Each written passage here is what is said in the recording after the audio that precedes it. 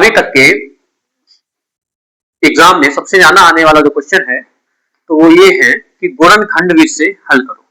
गुणनखंड विधि से हल करो, ये नॉर्मल 4 नंबर का आता है। जो गुणनखंड विधि से हल करने का सवाल आता है उसको समझने का सबसे आसान तरीका क्या है, एक आपको हम एग्जाम्पल तरीके से बताएंगे और जो सबसे अधिक बार रिपीट हो रहा है क्वेश्चन उस क्वेश्चन को भी लगवाएंगे। जो सबसे अधिक बार रिपीट होने वाला क्वेश्चन है वो कौन सा है। पहला क्वेश्चन है x स्क्वायर प्लस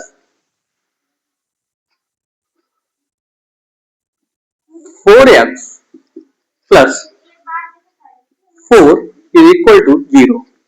मतलब ये हुआ x square plus 4x plus 4 बराबर 0। मतलब ये है कि गुणनखंड कैसे किया जाता है, पहली संख्या में आखिरी संख्या से गुणा करना है। अगर इस जगह पे कोई वैल्यू नहीं रखी है तो यहाँ पे हमें कितना मानना होता है, 1 मानना है। और यहाँ पर पहली संख्या से जब आखिरी संख्या गुणा करेंगे तो 4 एकम 4 आना चाहिए। तो गुणा करने पे जब 4 आना चाहिए और जोड़ने पर भी हमें कितना आना चाहिए, 4 ही आना चाहिए। तो करना क्या है, यहाँ पे एक्स स्क्वायर प्लस ऐसे देखो दो का जब 2 में गुणा करेंगे तो 2 2 जा 4 होता है और 2 और 2 कितने होते हैं, 4 होते हैं। तो जब आप यहाँ पे गुणा करेंगे तो 2x प्लस 4 बराबर 0। तो यहाँ पे दो का क्या बन जाएगा, पेयर बन जाएगा। अब इनमें से लेना है हमको कॉमन। कॉमन हम वही वैल्यू ले सकते हैं जो दोनों के पास है। यहाँ पर एक्स स्क्वायर है, यहाँ पर एक्स है, तो हम यहाँ पर एक्स क्या ले लिया, कॉमन ले लिया। अब यहाँ पर 2 है, यहाँ पर तो कोई वैल्यू है नहीं। जब यहाँ पर कोई वैल्यू नहीं है तो हम कोई वैल्यू तो कॉमन ले नहीं सकते। जब कोई वैल्यू कॉमन नहीं ले सकते हैं तो एक्स प्लस 2 रहेगा। कितना रहेगा, एक्स प्लस 2 रहेगा। अब यहाँ पर देखिएगा, यहाँ पर एक्स है, यहाँ पर एक्स तो है नहीं, तो एक्स तो कॉमन आ सकता ही नहीं है। यहाँ पर 2 है, यहाँ पर 4 है, तो कितना कॉमन आ जाएगा, 2 कॉमन आ जाएगा। तो यहाँ पर रहेगा x प्लस 2 दूनी 4 हो जाएगा, बराबर कितना रहेगा, 0 रहेगा। यहाँ पे ये वाली वैल्यू एक बार रिपीट कर लो, x प्लस 2 हो जाएगा। यहाँ पर भी कितना हो जाएगा, x प्लस 2 हो जाएगा, बराबर 0 है। यहाँ पर हो जाएगा x प्लस 2 बराबर 0। तो x बराबर प्लस का 2 जब उस तरफ जाता है इज इक्वल टू के, तो प्लस का 2 उधर हो जाएगा, माइनस का 2 हो जाता है। इधर भी x प्लस 2 है बराबर 0 हो जाएगा। तो x बराबर प्लस का 2 उस तरफ पंचांतर किया जाएगा तो माइनस का 2 हो जाएगा। इसकी वैल्यू आई -2 -2। एक चीज और याद रखिएगा गुणनखंड में कि जो आंसर इस ब्रैकेट में आना चाहिए सेम आंसर वो इस ब्रैकेट में आना चाहिए। चाहे प्लस का है तो प्लस का आना चाहिए, माइनस का है तो माइनस का आना चाहिए। ये रहा सबसे आसान तरीका सीखने का।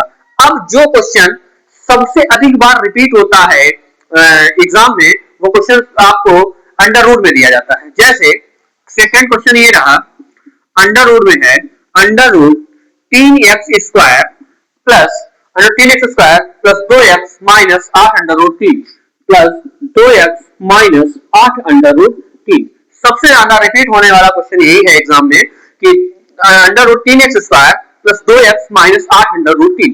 ज्यादातर बच्चे इन सवालों में बहुत गलती करते हैं कि अंडर रूट का सवाल जो है वो किस तरीके से आसानी से हल होता है, वो हम बताएंगे कि आप बहुत आसान तरीके से सीख जाएंगे कि ये किस तरीके से आप हल कर सकते हैं।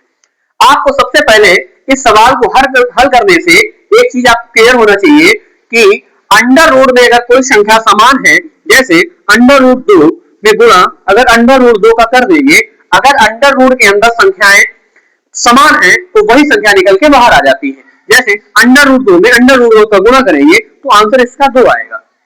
आंसर कितना आएगा, 2 आएगा। अगर वहीं पे अंडर रूट 7 है और गुणा में अंडर रूट 5 है तो अंडर रूट के अंदर आप देख लीजिएगा संख्या समान नहीं है तो संख्या निकल के बाहर नहीं आएगी। तो ये इसका हो जाएगा अंडर रूट 35 हो जाएगा। अगर वही आप देखेंगे कि यहाँ पर कोई संख्या है अंडर रूट 5 है, 2 अंडर रूट 5 गुणा 3 अंडर रूट 5 दिया गया है, तो आप सबसे पहले ये समझिएगा कोई भी संख्या अगर अंडर रूट के बाहर है तो अंडर रूट के बाहर से बाहर का गुणा होता है और अंदर से अंदर का गुणा होता है। तो देखिएगा बाहर संख्या गुणा करेंगे तो 2 3 हो जाएगा, 6 हो जाएगा। अंडर रूट 5 का अंडर रूट 5 से गुणा करेंगे तो वही संख्या निकल के बाहर आ जाएगी, 6 5 30 हो जाएगा। तो हमें कितना आना चाहिए, 30। बात इतनी एग्जैक्ट समझ में आई होगी। अब आप करते क्या है, अब आप देखिएगा पहली संख्या से आखिरी संख्या में गुणा करिएगा। जब आप पहली संख्या से आखिरी संख्या में गुणा करेंगे तो आप यहाँ देखेंगे यहाँ पर अंडर रूट 3 है, यहाँ पर कितना है, अंडर रूट 3 है। और उसके बाद आप देखिएगा यहाँ पर गुणा करोगे, यहाँ पर 8 अंडर रूट 3 है। जब आप इसका गुणा करेंगे तो बाहर तो कोई वैल्यू है नहीं, इधर एक वैल्यू है 8, तो 8 का जब 1 में गुणा करेंगे तो 8 एकम 8 आएगा। उसके बाद जब अंडर रूट 3 का अंडर रूट 3 में गुणा करेंगे तो वही वैल्यू निकल के बाहर आ जाएगी, तो यहाँ आ जाएगा 8 3 24, मतलब गुणा करने पर 24 आना चाहिए। बात समझ में आई होगी। फिर एक बार आपको समझाते हैं कि अंडर रूट में अगर जो संख्याएं समान है तो वही संख्या निकल के कहाँ जाती है, बाहर आ जाती है, और बाहर का बाहर की संख्या के साथ गुणा करते हैं तो आपको करना क्या है, 8 एकम 8 हो जाएगा, 8 से कितना हो जाएगा 24 हो जाएगा। ये अब क्या करना है कि यहाँ पर 2 है, 2 का हमें ऐसा गुणनखंड करना है कि जोड़ने पे 2 आए या घटाने पे 2 आए, लेकिन गुणा करने पे 24 आना चाहिए। गुणा करने पे कितना आना चाहिए, 24 आना चाहिए, और जोड़ने या घटाने पे आंसर हमारा 2 आना चाहिए। तो सबसे पहले एग्जैक्ट आंसर हमको देखो, इसको तो करने में कोई दिक्कत होगी नहीं, क्योंकि 12 का अगर 2 में गुणा करोगे तो 12 दूनी होते हैं 24, 12 दूनी कितने होते हैं 24 होते हैं, लेकिन 12 में 2 घटाओगे तो 10 बचेंगे, 12 में 2 जोड़ोगे तो 14 बचेंगे, लेकिन 2 कहीं नहीं बच रहे हैं। एक और ऐसा गुणनखंड हो सकता है 6 चौक 24, 6 का जब आप 4 में गुणा करेंगे तो 6 का 4 में गुणा करने पर आंसर 24 आ रहा है, लेकिन जब 6 के 4 घटाएंगे तो आंसर 2 बच रहा है। तो इसके मतलब 6 का 4 में हो जाएगा। जब 6 का 4 में हो जाएगा तो आपको करना क्या है, देखिएगा, अंडर रूट 3 एक्स स्क्वायर, जब प्लस की वैल्यू आ रही है आंसर में, इसके मतलब प्लस का नंबर बड़ा होना चाहिए और छोटा होना चाहिए, माइनस का नंबर छोटा होना चाहिए। यहाँ पर प्लस का हो जाएगा 6x, माइनस का हो जाएगा 4x माइनस के 8 अंडर रूट 3 बराबर 0। अब सबसे बड़ी जो दिक्कत होती है वो यही होती है कि सवाल में क्या कॉमन लिया जाए, क्या कॉमन नहीं लिया जाए। तो आपको करना क्या है, सबसे पहले आप जो जैसे बताया हमने वैसे करिएगा। इसे क्या आपने ले लिया, पेयर कर दिया। अब जब आपने पेयर कर दिया, इसे सबसे अच्छा आसान तरीका होता है हल करने का, पीछे से हल करें। 100% हमारे साथ अगर इस तरीके से हल करेंगे तो आपका सवाल 90% तो गलत होने की संभावना यही से खत्म हो जाएगी। आप पीछे से हल करिएगा। देखो यहाँ पर भी माइनस है, यहाँ पर भी माइनस है, जब दोनों जगह माइनस तो माइनस कॉमन आ जाएगा, जब दोनों जगह माइनस है तो माइनस कॉमन आ जाएगा।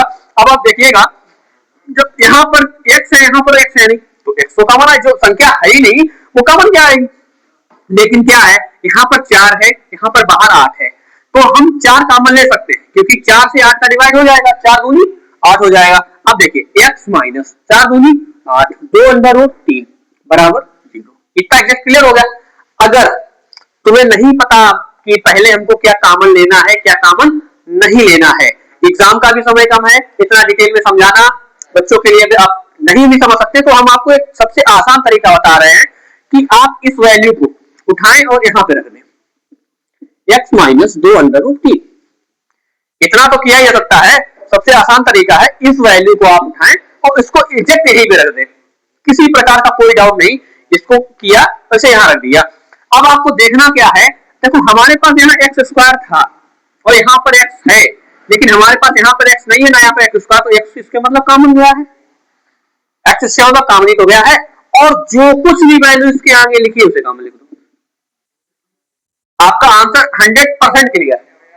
जब अंडर रूट 3, अब आप सोचोगे ऐसे कैसे आएगा, अब देखिएगा, अंडर रूट 3 का इसमें गुणा करोगे अंडर रूट 3 एक्स स्क्वायर ही आएगा, इसका जब आप इसमें गुणा करेंगे तो अंडर रूट 3 का अंडर रूट 3 गुणा करोगे 3 निकलेगा, और 2 एकम 2, 3 दूनी 6, देखो 6 आ रहा कि नहीं आ रहा।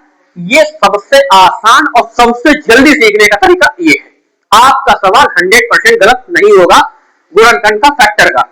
बहुत आसान तरीके से आप सीख सकते, जो वैल्यू यहाँ पे रखी है उसको ही आप यहाँ पे रख दें आगे इस टाइप के सवाल में। और ज्यादातर यही सवाल आ रहा है गुणनखंड का एग्जाम में। आप अब क्या करना है, इसे आप एक बार लिख दीजिएगा अंडर रूट 3x माइनस 4, और आप इस वैल्यू को एक बार लिख दीजिएगा x माइनस 2 अंडर रूट 3 बराबर 0। ये तुम्हारा क्या हो जाएगा, आंसर हो जाएगा। आई होप आपको समझ में आया होगा।